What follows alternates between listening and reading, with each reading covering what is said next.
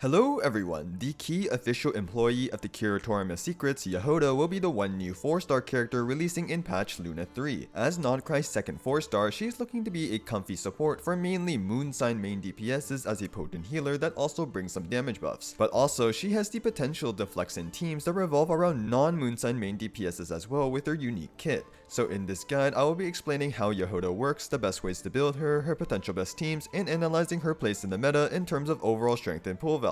Pretty much everything you need to know with simple and practical explanations, while also giving more detailed analysis that is backed by DC, with of course some pre-release calcs on Jahoda's teams. Now Jahoda is a character who wishes to find their place in the world of Teyvat. Being able to express yourself to achieve this is key for meaningful games, and this is exactly what the sponsor of today's video, Infinity Nikki, excels at. While Infinity Nikki is known as just a dress-up game, it has much more depth than that, especially with its new version 2.0 update. The game is going through a sort of rebirth, as along with continuous optimization since its launch, version 2.0 is bringing a massive expansion to both its main story and open world gameplay, introducing a new region called Ixalan where your Nikki can explore the vast mushroom lands of Spira or the jungles of the Elderwood Forest using new abilities such as grappling for smooth area movement or gigantification to traverse the land. On top of that, along with being able to use your battle companions, Nikkis will have a new combat weapon in the form of archery, providing skill-based long-range combat for both boss encounters and exploration challenges. Archery also acts as the core progression system of the new update, allowing for personal customization suited for your own playstyle. But of course, part of being immersed within the world is making your character look as magnificent as possible. There will be 2 new 5-star outfits inspired by European and Arab design, Born Flawless and Behind the Prayers, which have additional archery and grappling abilities. And there will be a beautiful free outfit along with 126 free wishes and 15 free sets of clothes. Massive updates like this are the best time to get into a new game to try out all the new content and of course get free rewards. So download and play Infinity Nikki now using my link below to dive into its whimsical world and express yourself.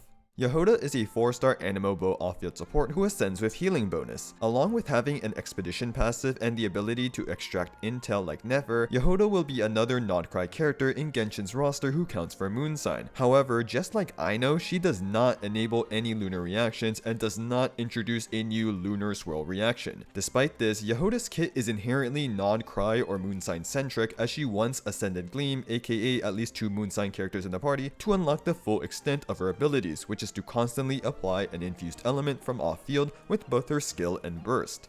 Using Jahoda's skill makes her dash toward an enemy and makes her enter the shadow pursuit state, allowing her to run around. During this time, if a nearby enemy is affected by Pyro, Hydro, Electro, or Cryo, she will gradually store that element into her treasure flask. If there are multiple nearby elements, the infusion priority is Pyro, then Hydro, then Electro, and then Cryo. Now if you don't fill the flask up in time, you cancel the skill early, or you fill the flask up and you don't have Ascendant Gleam, then at the end of the skill, Jahoda just does 1 instance of Anemo damage. But when the flask is full and you do have Ascendant Gleam, the flask will instead fire attacks of the infused element every 2 seconds for 20 seconds, applying that element with every hit and restoring some energy for Jahoda every other hit. Thus, Jahoda's skill is her main source of off-field elemental application and can even deal some decent damage if you build Jahoda for it, as the skill does have decent attack multipliers. Now even though her skill has a 15-second cooldown, Jahoda takes around 3 seconds to fill up her flask, and only once the flask is filled does the 15-second cooldown start, so the actual cooldown is around 18 seconds, forcing Jahoda into longer rotation times. Jahoda's burst deals 1 instance of Anemo damage and spawns 2 assistant robots that follow the active character. These robots will continuously heal the active character, scaling off of Jahoda's attack. If that active character is above 70% HP when they get healed, the party member with the lowest HP will also get healed. In addition, that healed active character will get 100 EM for 6 seconds via Jahoda's 8-4 passive. Without Ascended Gleam, that's all the burst does, but with Ascended Gleam, the robots from the burst will be able to infuse with Pyro, Hydro, Electro, or Cryo in that priority order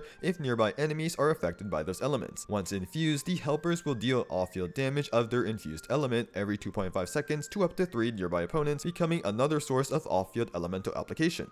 Lastly, Jahoda's entire burst gets enhanced with her A1 passive depending on the number of Pyro, Hydro, Electro, and Cryo characters on the team. If the team has majority Pyro characters, the burst's damage increases. If the team has majority Hydro characters, the burst healing increases. If the team has a majority Electro characters, the number of spawn robots that deal off-field damage increases from 2 to 3. And if the team has majority Cryo characters, the robots will attack faster. If there are any ties, the priority of enhancement is Pyro, then Hydro, then Electro, Hydro, then Cryo. So if you have one Hydro and 2 Electro characters with C0 Jahoda, Jahoda's burst will get the Electro enhancement of an extra robot because 2 Electro characters is greater than 1 Hydro character. Now if you have 1 Pyro, 1 Hydro, and 1 Electro character with C0 Jahoda, Jahoda's burst will get the Pyro enhancement of increased damage because all elements are tied, but Pyro has the highest priority. So TLDR, with Ascendant Gleam, Jahoda wants to infuse both her skill and burst so she can apply a lot of a particular element from off-field, while also giving an EM buff for the on-fielder, providing a good amount of healing with her burst, and decent damage from her skill if you play around it. For her talent leveling priority, if you want to maximize Jahoda's off-field damage, then level her skill, then her burst for healing. If you don't really care about her off-field damage and just want to build her as a pure support, which is much easier and cheaper to do, then you can just level her burst for the healing.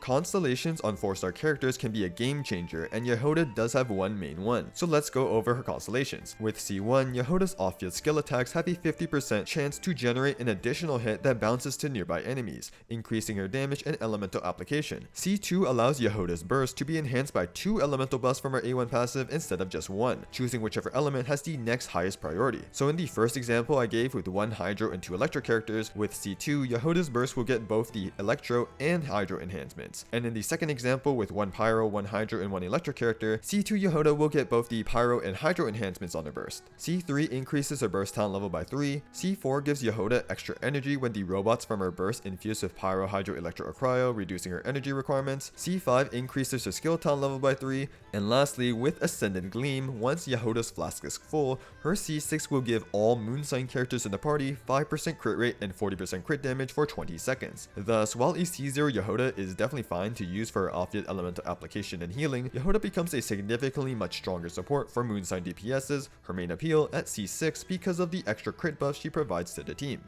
Next, here are the best builds for Jahoda. For weapons, the best overall weapon accessible for everyone, whether full support or more damage-oriented Jahoda, is Favonius Bow. It greatly helps Jahoda meet her ER requirements, and the extra particles is always great for the team. If you have Elegy, it's also a great supportive option on Jahoda. Also, there will be a new free event bow releasing in Luna 3, which gives ER and attack for Jahoda. Favonius Bow is just generally better, but if you don't have one available, it's usable. Now, while I highly recommend the more supportive and ER-based weapons, if you really want to commit to a damage build, then you can use a damage-oriented bow with crit, attack percent, and or damage percent. 5-star stat sticks like Skyward Harp or Aqua Simulacra fit this category. Stringless is usable since it increases elemental skill damage, and if you have Alley Hunter, especially at higher refinement, it can be a good damage option. For artifacts, Jahoda has a couple of options depending on her team. Even though Jahoda doesn't mainly do animo damage, she does have one instance of animo damage on her burst cast, so she can swirl and use 4-piece Veritas and Venerer for the red shred in teams that can properly set it up, like in a Flynn's team. If 4-piece VV isn't useful, Jahoda can use 4-piece Silken Moon Serenade or 4-piece Instructors if the team can make use of it, such as in a Nefer team. Lastly, if you want to focus on Jahoda's off-field elemental skill damage, she can use 4-piece Golden Troop. For main stats, Jahoda wants Energy Recharge or Attack Hourglass, Attack Goblet, and either Healing Bonus Circlet to increase her healing, or Crit Circlet likely crit rate for the damage, or for more consistent Favonius procs. Jahoda's ER requirements are quite high, so make sure you build enough ER. Some recommended ranges are shown here.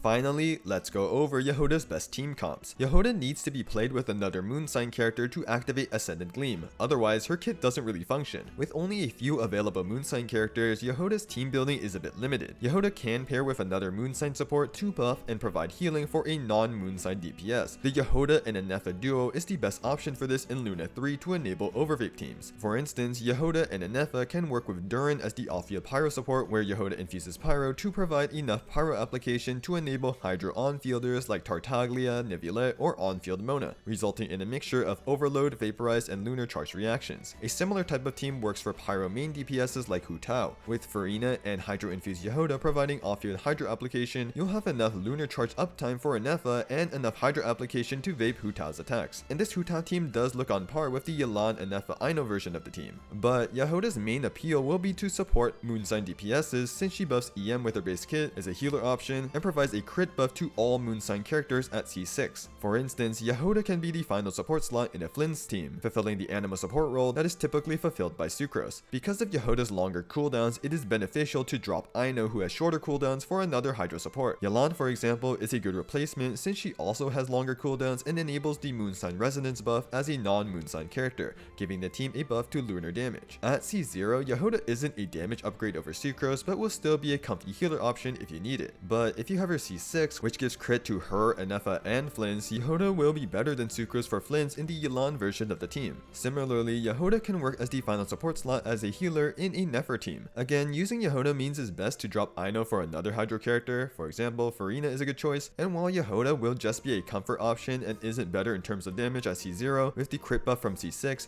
Jahoda looks better for Nefer than Kuki, assuming you only have C1 Ino. Lastly, Jahoda's teams will likely get expanded with a patch after her release, Luna 4, which is currently rumored to release Columbina and a new Lunar Crystallized oriented DPS. If the Lunar Crystallized thing is true, another moon sign DPS means another character that Jahoda can potentially support. And since Columbina is currently rumored to be an off-fielder that is unable to heal, Jahoda's role as a healer for moon sign teams is looking to still be there. Also, if Columbina does decent off-field damage, Jahoda could be great for her since her C6 gives crit to all the moon sign characters in a party. Finally, as another moon sign character, Columbina could pair well with Jahoda, making them a strong duo that can support other non-moon sign DPSs. Of course, in the time I'm recording this is all speculation, so definitely wait until we have more reliable information about Luna 4.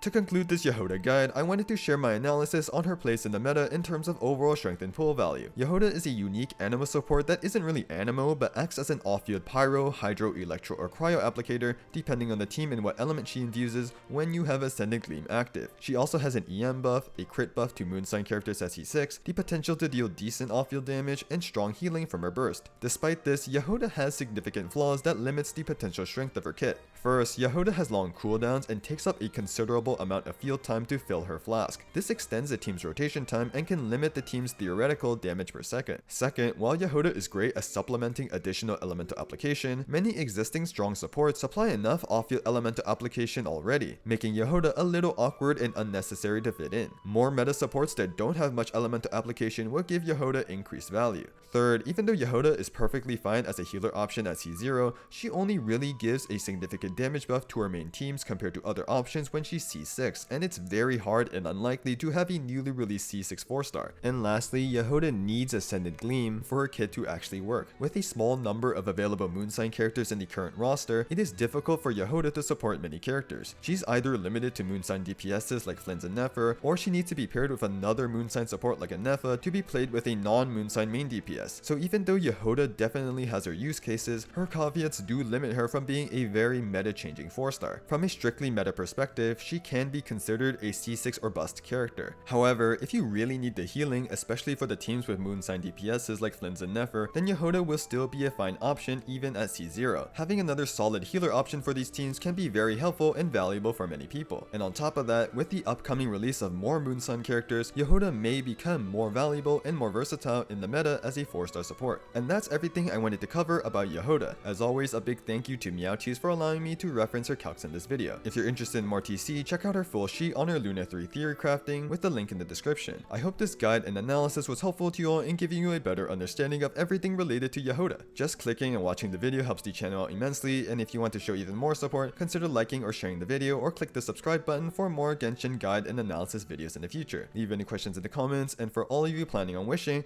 I wish you all the best of luck on your Jahoda pulls.